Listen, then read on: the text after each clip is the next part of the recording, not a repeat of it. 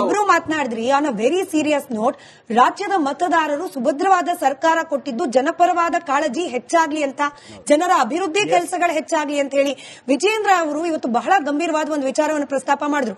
ಕೇಳಿಸ್ಕೊಳ್ಳೋರಿಗೆ ಬಹಳ ಚಿಕ್ಕ ವಿಚಾರ ಅನ್ನಿಸಬಹುದು, ಬಟ್ ಒಬ್ಬ ಕುರಿಗಾಹಿಗೆ ಆಗ್ತಾ ಇರುವ ಅನ್ಯಾಯ ರಾಜ್ಯ ಸರ್ಕಾರದ ಕಡೆಯಿಂದ ಎಷ್ಟು ದೊಡ್ಡದಿದೆ, ಎಷ್ಟು ನಿರ್ಲಕ್ಷ್ಯ, ಅದರಲ್ಲೂ ಅಹಿಂದ ಸಮುದಾಯದ ಅದೇ ಸಮುದಾಯವನ್ನ ಪ್ರತಿನಿಧಿಸುವ ಮುಖ್ಯಮಂತ್ರಿಗಳ ನೇತೃತ್ವದಲ್ಲಿ ರಾಜ್ಯ ಸರ್ಕಾರ ಎಷ್ಟು ನಿರ್ಲಕ್ಷ್ಯ ವಹಿಸಿದೆ ಅನ್ನೋದಕ್ಕೆ ಸಂಬಂಧಪಟ್ಟಂತೆ ವಿಜೇಂದ್ರ ಅವರು ಒಂದು ಹೇಳಿಕೆ ಇದೆ, ತಗೊಂಬನ್ನಿ ಸ್ಕ್ರೀನ್ ಮೇಲೆ. ಅದಾದ್ಮೇಲೆ ಪ್ರದೀಪ್ ಅವರು ಉತ್ತರ ಕೊಡ್ಲಿ, ನಟರಾಜ್ ಗೌಡ ಕೌಂಟರ್ ಮಾಡಿ.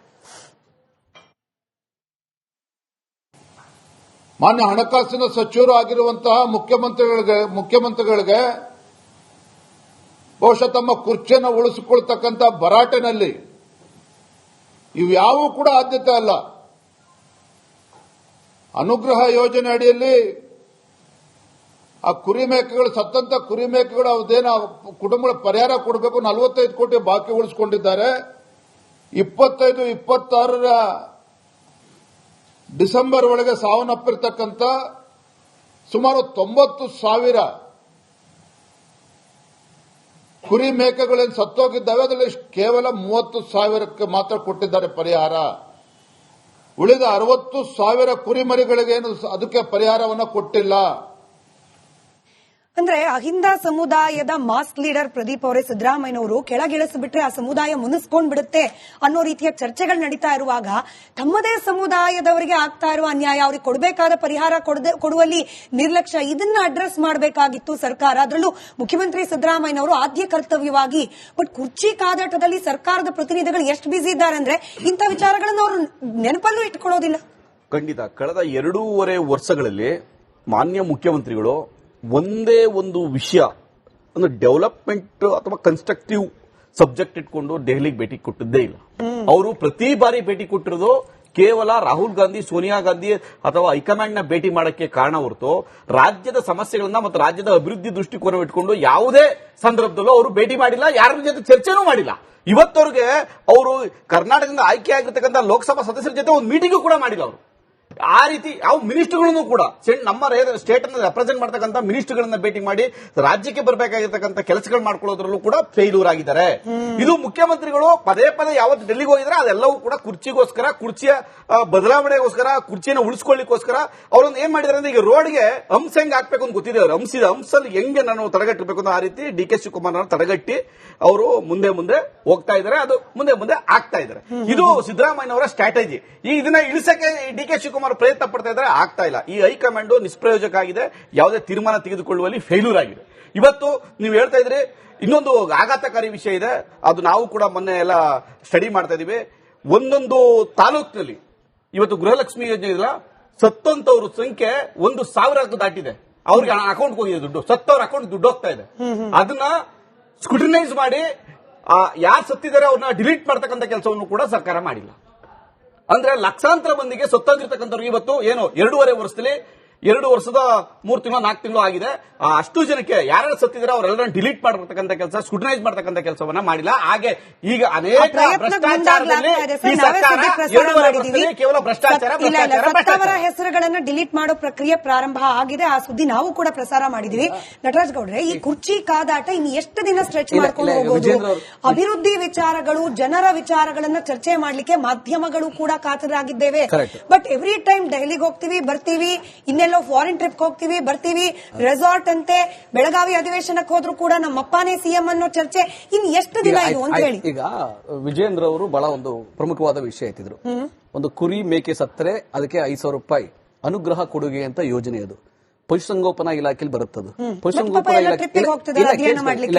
ಪಶುಸಂಗೋಪನಾ ಇಲಾಖೆಗೆ ಕಳೆದ ಬಜೆಟ್ ನಲ್ಲಿ 2025-26 ಬಜೆಟ್ ಅಲ್ಲಿ 3,977 ಕೋಟಿ ರೂಪಾಯಿ ಹಣ ಕೊಟ್ಟಿದ್ದಾರೆ. ಮತ್ತೆ ಎಲ್ಲಾ ಇಲಾಖೆಗಳು ತಹಸೀಲ್ದಾರ್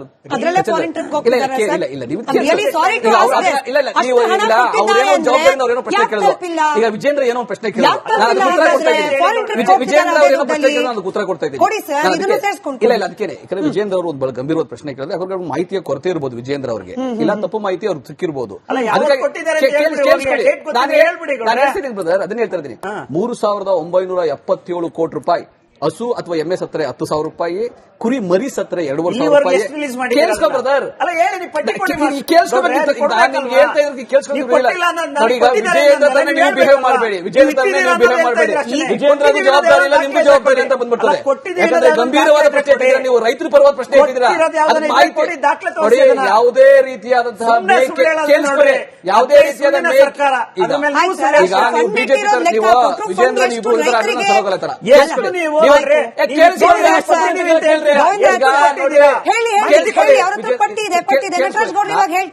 ವಿಜಯೇಂದ್ರ ಅವ್ರ ಮಾಹಿತಿ ತಪ್ಪೆಷ್ಟು, ಪಶುಸಂಗೋಪನಾ ಇಲಾಖೆಯಿಂದ ಆಕ್ಚುಲಿ ಯಾರಿಗೆ ತಲುಪಬೇಕಾಗಿತ್ತು, ದುಡ್ಡು ಎಷ್ಟು ತಲುಪಿದೆ ಪಟ್ಟಿ ಕೊಡ್ತಾರೆ. ನಾನು ನಿಮ್ಗೆ ಹೇಳ್ತಾ ಇದ್ದೆ, ಯಾವುದೇ ಒಂದು ಕುರಿ ಮರಿ ಸತ್ತರೆ 2,500 ರೂಪಾಯಿ ಕೊಡ್ತಾರೆ, ಹಸು ಅಥವಾ ಎಮ್ಮೆ ಸತ್ತರೆ 10,000 ಕೊಡ್ತಾರೆ, ಮೇಕೆ ಅಥವಾ ಕುರಿ ಸತ್ತರೆ 5,000 ರೂಪಾಯಿ ಕೊಡ್ತಾರೆ. ಇದು ತಹಸೀಲ್ದಾರ್ ಕಚೇರಿಯಿಂದ ಹೋಗುವಂತಹ ಹಣ.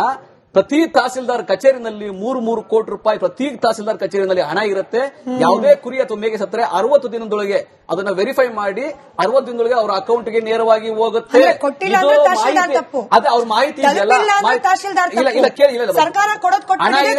ಇದೆ ಮತ್ತೆ ಪ್ರತಿಯೊಬ್ಬರು ತಲುಪುತ್ತೆ. ಮಾಹಿತಿಯ ಕೊರತೆ ಇರಬಹುದು. ವಿಜಯೇಂದ್ರ ಅವರ ಮಾಹಿತಿಯ ಕೊರತೆಯಿಂದ ತಪ್ಪಾದ ಮಾಹಿತಿಯನ್ನ ಇಲ್ಲಿ ಕೊಟ್ಟಿದ್ದಾರೆ. ನಾನು ಅದಕ್ಕೆ ಸ್ಪಷ್ಟೀಕರಣ ನಿಮ್ಗೆ ಕೊಟ್ಟಿದ್ದೀನಿ. ಇದಕ್ಕೆ ಇನ್ನೂ ಮಾಹಿತಿ ಬೇಕು ಅಂದ್ರೆ ಸರ್ಕಾರದ ಅಧಿಕೃತ ಮುದ್ರೆ ಒತ್ತಿ ನಾಳೆ ನಿಮ್ಗೂ ಬೇಕಾದ್ರೆ ಮಾಹಿತಿ ನಾನು ರಿಲೀಸ್ ಮಾಡ್ಬಿಡ್ತೀನಿ.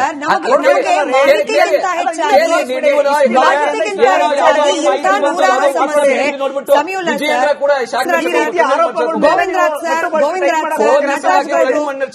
ಇಬ್ರು ಮಾತನಾಡಿದ್ರಿ. On a very serious note, ರಾಜ್ಯದ ಮತದಾರರು ಸುಭದ್ರವಾದ ಸರ್ಕಾರ ಕೊಟ್ಟಿದ್ದು ಜನಪರವಾದ ಕಾಳಜಿ ಹೆಚ್ಚಾಗ್ಲಿ ಅಂತ, ಜನರ ಅಭಿವೃದ್ಧಿ ಕೆಲಸಗಳು ಹೆಚ್ಚಾಗ್ಲಿ ಅಂತ ಹೇಳಿ ವಿಜಯೇಂದ್ರ ಅವರು ಇವತ್ತು ಬಹಳ ಗಂಭೀರವಾದ ಒಂದು ವಿಚಾರವನ್ನು ಪ್ರಸ್ತಾಪ ಮಾಡಿದ್ರು. ಕೇಳಿಸ್ಕೊಳ್ಳೋರಿಗೆ ಬಹಳ ಚಿಕ್ಕ ವಿಚಾರ ಅನ್ನಿಸಬಹುದು, ಬಟ್ ಒಬ್ಬ ಕುರಿಗಾಹಿಗೆ ಆಗ್ತಾ ಇರುವ ಅನ್ಯಾಯ ರಾಜ್ಯ ಸರ್ಕಾರದ ಕಡೆಯಿಂದ ಎಷ್ಟು ದೊಡ್ಡದಿದೆ, ಎಷ್ಟು ನಿರ್ಲಕ್ಷ್ಯ, ಅದರಲ್ಲೂ ಅಹಿಂದ ಸಮುದಾಯದ ಅದೇ ಸಮುದಾಯವನ್ನ ಪ್ರತಿನಿಧಿಸುವ ಮುಖ್ಯಮಂತ್ರಿಗಳ ನೇತೃತ್ವದಲ್ಲಿ ರಾಜ್ಯ ಸರ್ಕಾರ ಎಷ್ಟು ನಿರ್ಲಕ್ಷ್ಯ ವಹಿಸಿದೆ ಅನ್ನೋದಕ್ಕೆ ಸಂಬಂಧಪಟ್ಟಂತೆ ವಿಜಯೇಂದ್ರ ಅವರು ಒಂದು ಹೇಳಿಕೆ ಇದೆ, ತಗೊಂಬನ್ನಿ ಸ್ಕ್ರೀನ್ ಮೇಲೆ. ಅದಾದ್ಮೇಲೆ ಪ್ರದೀಪ್ ಅವರು ಉತ್ತರ ಕೊಡ್ಲಿ, ನಟರಾಜ್ ಗೌಡ ಕೌಂಟರ್ ಮಾಡಿ. ಮಾನ್ಯ ಹಣಕಾಸಿನ ಸಚಿವರು ಆಗಿರುವಂತಹ ಮುಖ್ಯಮಂತ್ರಿಗಳಿಗೆ ಬಹುಶಃ ತಮ್ಮ ಕುರ್ಚಿಯನ್ನು ಉಳಿಸಿಕೊಳ್ತಕ್ಕಂಥ ಭರಾಟೆನಲ್ಲಿ ಇವ್ಯಾವೂ ಕೂಡ ಆದ್ಯತೆ ಅಲ್ಲ. ಅನುಗ್ರಹ ಯೋಜನೆ ಅಡಿಯಲ್ಲಿ ಆ ಕುರಿಮೇಕೆಗಳು ಸತ್ತಂತ ಕುರಿಮೇಕೆಗಳು ಅದೇನ ಕುಟುಂಬಗಳ ಪರಿಹಾರ ಕೊಡಬೇಕು, 45 ಕೋಟಿ ಬಾಕಿ ಉಳಿಸಿಕೊಂಡಿದ್ದಾರೆ. 25-26 ಡಿಸೆಂಬರ್ ಒಳಗೆ ಸಾವನ್ನಪ್ಪಿರ್ತಕ್ಕಂಥ ಸುಮಾರು 90,000 ಕುರಿ ಮೇಕೆಗಳೇನು ಸತ್ತೋಗಿದ್ದಾವೆ, ಅದರಲ್ಲಿ ಕೇವಲ 30,000ಕ್ಕೆ ಮಾತ್ರ ಕೊಟ್ಟಿದ್ದಾರೆ ಪರಿಹಾರ. ಉಳಿದ 60,000 ಕುರಿಮರಿಗಳಿಗೇನು ಅದಕ್ಕೆ ಪರಿಹಾರವನ್ನು ಕೊಟ್ಟಿಲ್ಲ. ಅಂದ್ರೆ ಅಹಿಂದ ಸಮುದಾಯದ ಮಾಸ್ಕ್ ಲೀಡರ್ ಪ್ರದೀಪ್ ಅವರೇ ಸಿದ್ದರಾಮಯ್ಯನವರು ಕೆಳಗಿಳಿಸಿಬಿಟ್ರೆ ಆ ಸಮುದಾಯ ಮುನಿಸ್ಕೊಂಡ್ ಬಿಡುತ್ತೆ ಅನ್ನೋ ರೀತಿಯ ಚರ್ಚೆಗಳು ನಡೀತಾ ಇರುವಾಗ ತಮ್ಮದೇ ಸಮುದಾಯದವರಿಗೆ ಆಗ್ತಾ ಇರುವ ಅನ್ಯಾಯ, ಅವ್ರಿಗೆ ಕೊಡಬೇಕಾದ ಪರಿಹಾರ ಕೊಡುವಲ್ಲಿ ನಿರ್ಲಕ್ಷ್ಯ, ಇದನ್ನ ಅಡ್ರೆಸ್ ಮಾಡಬೇಕಾಗಿತ್ತು ಸರ್ಕಾರ. ಅದರಲ್ಲೂ ಮುಖ್ಯಮಂತ್ರಿ ಸಿದ್ದರಾಮಯ್ಯನವರು ಆದ್ಯ ಕರ್ತವ್ಯವಾಗಿ. ಬಟ್ ಕುರ್ಚಿ ಕಾದಾಟದಲ್ಲಿ ಸರ್ಕಾರದ ಪ್ರತಿನಿಧಿಗಳು ಎಷ್ಟು ಬಿಸಿ ಇದ್ದಾರೆ ಅಂದ್ರೆ ಇಂಥ ವಿಚಾರಗಳನ್ನು ಅವರು ನೆನಪಲ್ಲೂ ಇಟ್ಕೊಳ್ಳೋದಿಲ್ಲ. ಖಂಡಿತ ಕಳೆದ 2.5 ವರ್ಷಗಳಲ್ಲಿ ಮಾನ್ಯ ಮುಖ್ಯಮಂತ್ರಿಗಳು ಒಂದೇ ಒಂದು ವಿಷಯ ಅಂದ್ರೆ ಡೆವಲಪ್ಮೆಂಟ್ ಅಥವಾ ಕನ್ಸ್ಟ್ರಕ್ಟಿವ್ ಸಬ್ಜೆಕ್ಟ್ ಇಟ್ಕೊಂಡು ದೆಹಲಿಗೆ ಭೇಟಿ ಕೊಟ್ಟಿದ್ದೇ ಇಲ್ಲ. ಅವರು ಪ್ರತಿ ಬಾರಿ ಭೇಟಿ ಕೊಟ್ಟಿರೋದು ಕೇವಲ ರಾಹುಲ್ ಗಾಂಧಿ, ಸೋನಿಯಾ ಗಾಂಧಿ ಅಥವಾ ಹೈಕಮಾಂಡ್ ನ ಭೇಟಿ ಮಾಡಕ್ಕೆ ಕಾರಣ ಹೊರತು ರಾಜ್ಯದ ಸಮಸ್ಯೆಗಳನ್ನ ಮತ್ತು ರಾಜ್ಯದ ಅಭಿವೃದ್ಧಿ ದೃಷ್ಟಿಕೋನ ಇಟ್ಕೊಂಡು ಯಾವುದೇ ಸಂದರ್ಭದಲ್ಲೂ ಅವರು ಭೇಟಿ ಮಾಡಿಲ್ಲ, ಯಾರ ಜೊತೆ ಚರ್ಚೆನೂ ಮಾಡಿಲ್ಲ. ಇವತ್ತವರೆಗೆ ಅವರು ಕರ್ನಾಟಕದಿಂದ ಆಯ್ಕೆ ಆಗಿರ್ತಕ್ಕಂಥ ಲೋಕಸಭಾ ಸದಸ್ಯರ ಜೊತೆ ಒಂದು ಮೀಟಿಂಗ್ ಕೂಡ ಮಾಡಿಲ್ಲ. ಅವರು ಆ ರೀತಿ ಯಾವ ಮಿನಿಸ್ಟರ್ಗಳನ್ನು ಕೂಡ ನಮ್ಮ ಸ್ಟೇಟ್ ಅನ್ನು ರೆಪ್ರೆಸೆಂಟ್ ಮಾಡ್ತಕ್ಕಂಥ ಮಿನಿಸ್ಟರ್ಗಳನ್ನ ಭೇಟಿ ಮಾಡಿ ರಾಜ್ಯಕ್ಕೆ ಬರಬೇಕಾಗಿರ್ತಕ್ಕಂಥ ಕೆಲಸಗಳು ಮಾಡ್ಕೊಳ್ಳೋದ್ರಲ್ಲೂ ಕೂಡ ಫೇಲ್ಯೂರ್ ಆಗಿದ್ದಾರೆ. ಇದು ಮುಖ್ಯಮಂತ್ರಿಗಳು ಪದೇ ಯಾವತ್ತು ಡೆಲ್ಲಿಗೆ ಹೋಗಿದ್ರೆ ಅದೆಲ್ಲವೂ ಕೂಡ ಕುರ್ಚಿಗೋಸ್ಕರ, ಕುರ್ಚಿಯ ಬದಲಾವಣೆಗೋಸ್ಕರ, ಕುರ್ಚಿಯನ್ನು ಉಳಿಸ್ಕೊಳ್ಳಿಕ್ಕೋಸ್ಕರ ಅವರೊಂದು ಏನ್ ಮಾಡಿದ್ದಾರೆ ಅಂದ್ರೆ, ಈಗ ರೋಡ್ಗೆ ಹಂಸ ಹೆಂಗ್ ಹಾಕ್ಬೇಕು ಅಂತ ಗೊತ್ತಿದೆ ಅವರು. ಹಂಸಲ್ಲಿ ಹೆಂಗೆ ನಾನು ತಡೆಗಟ್ಟಬೇಕು ಅಂತ ಆ ರೀತಿ ಡಿ ಕೆ ಶಿವಕುಮಾರ್ ತಡೆಗಟ್ಟಿ ಅವರು ಮುಂದೆ ಹೋಗ್ತಾ ಇದ್ದಾರೆ. ಅದು ಮುಂದೆ ಆಗ್ತಾ ಇದ್ದಾರೆ. ಇದು ಸಿದ್ದರಾಮಯ್ಯನವರ ಸ್ಟ್ರಾಟಜಿ. ಇದನ್ನ ಇಳಿಸಕ್ಕೆ ಡಿ ಕೆ ಶಿವಕುಮಾರ್ ಪ್ರಯತ್ನ ಪಡ್ತಾ ಇದ್ದಾರೆ, ಆಗ್ತಾ ಇಲ್ಲ. ಈ ಹೈಕಮಾಂಡ್ ನಿಷ್ಪ್ರಯೋಜಕ ಆಗಿದೆ, ಯಾವುದೇ ತೀರ್ಮಾನ ತೆಗೆದುಕೊಳ್ಳುವಲ್ಲಿ ಫೇಲ್ಯೂರ್ ಆಗಿದೆ. ಇವತ್ತು ನೀವು ಹೇಳ್ತಾ ಇದ್ರಿ, ಇನ್ನೊಂದು ಆಘಾತಕಾರಿ ವಿಷಯ ಇದೆ, ಅದು ನಾವು ಕೂಡ ಮೊನ್ನೆ ಎಲ್ಲ ಸ್ಟಡಿ ಮಾಡ್ತಾ ಇದೀವಿ. ಒಂದೊಂದು ತಾಲೂಕಿನಲ್ಲಿ ಇವತ್ತು ಗೃಹಲಕ್ಷ್ಮಿ ಯೋಜನೆ ಇಲ್ಲ, ಸತ್ತಂತವ್ರ ಸಂಖ್ಯೆ 1,000 ದಾಟಿದೆ. ಅವ್ರಿಗೆ ಅಕೌಂಟ್ ಹೋಗಿದೆ ದುಡ್ಡು, ಸತ್ತವ್ರ ಅಕೌಂಟ್ ದುಡ್ಡು ಹೋಗ್ತಾ ಇದೆ. ಅದನ್ನ ಸ್ಕ್ರೂಟಿನೈಸ್ ಮಾಡಿ ಯಾರು ಸತ್ತಿದ್ದಾರೆ ಅವ್ರನ್ನ ಡಿಲೀಟ್ ಮಾಡ್ತಕ್ಕಂಥ ಕೆಲಸವನ್ನು ಕೂಡ ಸರ್ಕಾರ ಮಾಡಿಲ್ಲ. ಅಂದ್ರೆ ಲಕ್ಷಾಂತರ ಮಂದಿಗೆ ಸತ್ತೋಗಿರ್ತಕ್ಕಂಥವ್ರು ಇವತ್ತು ಏನು 2.5 ವರ್ಷದಲ್ಲಿ 2 ವರ್ಷದ 3 ತಿಂಗಳು 4 ತಿಂಗಳು ಆಗಿದೆ. ಅಷ್ಟು ಜನಕ್ಕೆ ಯಾರು ಸತ್ತಿದ್ರೆ ಅವರೆಲ್ಲರನ್ನು ಡಿಲೀಟ್ ಮಾಡತಕ್ಕಂಥ ಕೆಲಸ, ಸ್ಕ್ರೂಟನೈಸ್ ಮಾಡತಕ್ಕಂಥ ಕೆಲಸವನ್ನ ಮಾಡಿಲ್ಲ. ಹಾಗೆ ಈಗ ಅನೇಕ ಭ್ರಷ್ಟಾಚಾರದಲ್ಲಿ ಈ ಸರ್ಕಾರ 2.5 ವರ್ಷದಲ್ಲಿ ಕೇವಲ ಸತ್ತವರ ಹೆಸರುಗಳನ್ನ ಡಿಲೀಟ್ ಮಾಡೋ ಪ್ರಕ್ರಿಯೆ ಪ್ರಾರಂಭ ಆಗಿದೆ. ಆ ಸುದ್ದಿ ನಾವು ಕೂಡ ಪ್ರಸಾರ ಮಾಡಿದೀವಿ. ನಟರಾಜ್ ಗೌಡ್ರೆ, ಈ ಕುರ್ಚಿ ಕಾದಾಟ ಇನ್ನು ಎಷ್ಟು ದಿನ ಸ್ಟ್ರೆಚ್ ಮಾಡ್ಕೊಂಡು ಹೋಗೋದು? ಅಭಿವೃದ್ಧಿ ವಿಚಾರಗಳು, ಜನರ ವಿಚಾರಗಳನ್ನ ಚರ್ಚೆ ಮಾಡ್ಲಿಕ್ಕೆ ಮಾಧ್ಯಮಗಳು ಕೂಡ ಕಾತರಾಗಿದ್ದೇವೆ. ಬಟ್ ಎವ್ರಿ ಟೈಮ್ ದೆಹಲಿಗೆ ಹೋಗ್ತೀವಿ ಬರ್ತೀವಿ, ಇನ್ನೆಲ್ಲೋ ಫಾರಿನ್ ಟ್ರಿಪ್ ಹೋಗ್ತೀವಿ ಬರ್ತೀವಿ, ರೆಸಾರ್ಟ್ ಅಂತೆ, ಬೆಳಗಾವಿ ಅಧಿವೇಶನಕ್ಕೆ ಹೋದ್ರು ಕೂಡ ನಮ್ಮಪ್ಪನೇ ಸಿಎಂ ಅನ್ನೋ ಚರ್ಚೆ. ಇನ್ನು ಎಷ್ಟು ದಿನ ಇದು ಅಂತ ಹೇಳಿ. ಈಗ ವಿಜೇಂದ್ರ ಅವರು ಬಹಳ ಒಂದು ಪ್ರಮುಖವಾದ ವಿಷಯ ಎತ್ತಿದ್ರು. ಒಂದು ಕುರಿ ಮೇಕೆ ಸತ್ತರೆ ಅದಕ್ಕೆ 5,000 ರೂಪಾಯಿ ಅನುಗ್ರಹ ಕೊಡುಗೆ ಅಂತ ಯೋಜನೆ. ಅದು ಪಶುಸಂಗೋಪನಾ ಇಲಾಖೆಯಲ್ಲಿ ಬರುತ್ತದು. ಪಶುಸಂಗೋಪನಾ ಪಶುಸಂಗೋಪನಾ ಇಲಾಖೆಗೆ ಕಳೆದ ಬಜೆಟ್ ನಲ್ಲಿ 2025-26 ಬಜೆಟ್ ಅಲ್ಲಿ 3,977 ಕೋಟಿ ರೂಪಾಯಿ ಹಣ ಕೊಟ್ಟಿದ್ದಾರೆ. ಮತ್ತೆ ಎಲ್ಲಾ ಇಲಾಖೆಗಳು ತಹಸೀಲ್ದಾರ್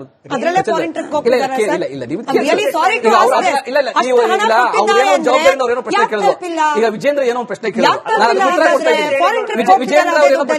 ಉತ್ತರ ಕೊಡ್ತಾ ಇದ್ದೀನಿ. ಇಲ್ಲ ಅದಕ್ಕೇನೆ, ಯಾಕಂದ್ರೆ ವಿಜೇಂದ್ರ ಅವರು ಒಂದು ಬಹಳ ಗಂಭೀರವಾದ ಪ್ರಶ್ನೆ ಕೇಳಿದ್ರೆ ಅವ್ರಿಗೆ ಮಾಹಿತಿಯ ಕೊರತೆ ಇರಬಹುದು ವಿಜೇಂದ್ರ ಅವರಿಗೆ, ಇಲ್ಲ ತಪ್ಪು ಮಾಹಿತಿ ಅವ್ರಿಗೆ ಸಿಕ್ಕಿರಬಹುದು. ಬ್ರದರ್ ಅದನ್ನ ಹೇಳ್ತಾ ಇದ್ದೀನಿ. 3,977 ಕೋಟಿ ರೂಪಾಯಿ ಹಸು ಅಥವಾ ಎಮ್ಮೆ ಸತ್ತರೆ 10,000 ರೂಪಾಯಿ, ಕುರಿ ಮರಿ ಸತ್ತರೆ 2,500 ರೂಪಾಯಿ. ಕೇಳಿಸ್ಕೊ ಬ್ರದರ್,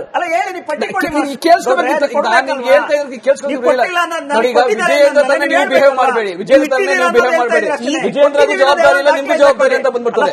ಯಾಕಂದ್ರೆ ಗಂಭೀರವಾದ ಪ್ರಶ್ನೆ ನೀವು ರೈತರ ಪರವಾದ ಪ್ರಶ್ನೆ ಇಟ್ಟಿದ್ದೀರಾ. ಯಾವುದೇ ರೀತಿಯಾದಂತಹ ಯಾವುದೇ ರೀತಿಯಾದ ವಿಜೇಂದ್ರ ನೀವು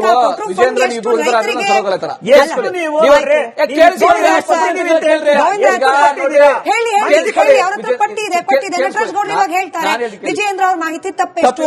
ಪಶುಸಂಗೋಪನಾ ಇಲಾಖೆಯಿಂದ ಆಕ್ಚುಲಿ ಯಾರಿಗೆ ತಲುಪಬೇಕಾಗಿತ್ತು ದುಡ್ಡು ಎಷ್ಟು ತಲುಪಿದೆ ಪಟ್ಟಿ ಕೊಡ್ತಾರೆ. ನಾನು ನಿಮ್ಗೆ ಹೇಳ್ತಾ ಇದ್ದೆ, ಯಾವುದೇ ಒಂದು ಕುರಿ ಮರಿ ಸತ್ತರೆ 2,500 ರೂಪಾಯಿ ಕೊಡ್ತಾರೆ, ಹಸು ಅಥವಾ ಎಮ್ಮೆ ಸತ್ತರೆ 10,000 ಕೊಡ್ತಾರೆ, ಮೇಕೆ ಅಥವಾ ಕುರಿ ಸತ್ತರೆ 5,000 ರೂಪಾಯಿ ಕೊಡ್ತಾರೆ. ಇದು ತಹಸೀಲ್ದಾರ್ ಕಚೇರಿಯಿಂದ ಹೋಗುವಂತಹ ಹಣ.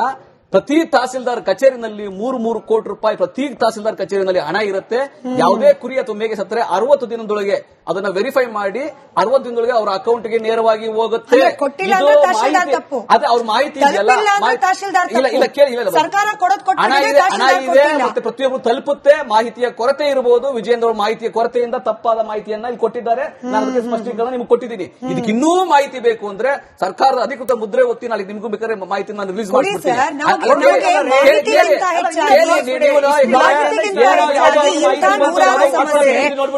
ವಿಜೇಂದ್ರ ಕೂಡ